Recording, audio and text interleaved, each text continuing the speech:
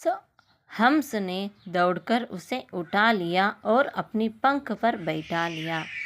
So ಅದು ಚಿಕ್ಕ ಮರಿ ಬಿದ್ದೋಗಿರೋದು ನೋಡಿದ ತಕ್ಷಣ ಹಂಸ ಪಕ್ಷಿ ಏನು ಮಾಡುತ್ತೆ, ಅದನ್ನು ಅಲ್ಲಿಗೆ ಓಡೋಡಿ ಬಂದು ದೌಡಕರ್ ಅಂದರೆ ರನ್ನಿಂಗ್, ಓಡ್ಕೊಂಡು ಬಂದು ಅಂದರೆ ಜೋರಾಗಿ ಸ್ವಿಮ್ ಮಾಡ್ಕೊಂಡು ಬರುತ್ತೆ. ಅದು ನೀರಲ್ಲಿರುತ್ತಲ್ವ, ಅದಕ್ಕೆ ಜೋರಾಗಿ ಸ್ವಿಮ್ ಮಾಡ್ಕೊಂಡು ಬಂದು use Utah Liya or Apni ಪಂಖ್ per ಬೈಠಾ ಲಿಯಾ, ಬಂದ್ಬಿಟ್ಟು ಅದನ್ನು ಎತ್ಕೊಂಡು ಅದರ ಪಂಖ್ ಅಂದರೆ ರೆಕ್ಕೆಗಳ ಮೇಲೆ ಕೂರಿಸ್ಕೊಳ್ಳುತ್ತೆ. ಫಿರ್ ಉಸೆ ಕಿನಾರೆ ಪರ್ ಲಾಕರ್ ಛೋಡ್ ದಿಯಾ, ಮತ್ತು ಅದನ್ನು ಎತ್ಕೊಂಡು ಬಂದು ಕಿನಾರೆ ಪರ್ ಅಂದರೆ ಪಾಂಡ್ನ ದಡದಲ್ಲಿ ನೀರು ಮಣ್ಣಿರುತ್ತಲ್ಲ ಆ ಪ್ಲೇಸಲ್ಲಿ ತಗೊಂಡು ಬಂದು ಬಿಡುತ್ತೆ.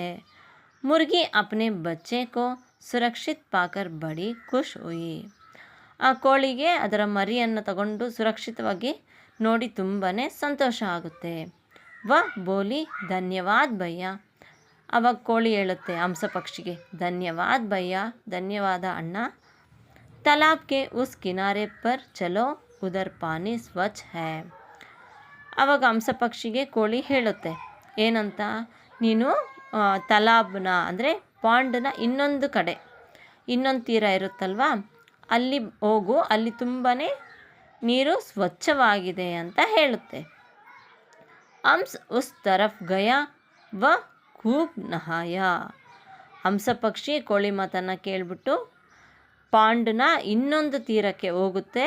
ಅಲ್ಲಿ ಹೋಗ್ಬಿಟ್ಟು ಖೂಬ್ ನಹಾಯ, ಅಲ್ಲಿ ಚೆನ್ನಾಗಿ ಸ್ವಚ್ಛವಾಗಿರುವಂಥ ನೀರಲ್ಲಿ ಸ್ನಾನವನ್ನು ಮಾಡುತ್ತೆ.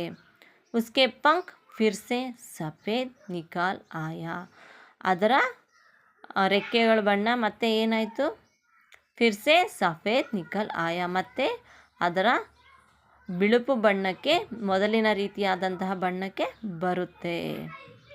ಸೊ ಅರ್ಥ ಆಯ್ತಲ್ವ ಮಕ್ಕಳೇ, ಸಫೇದ್ ಹಂಸ್ ಕಿ ಕಹಾನಿ. ನಮಸ್ಕಾರ.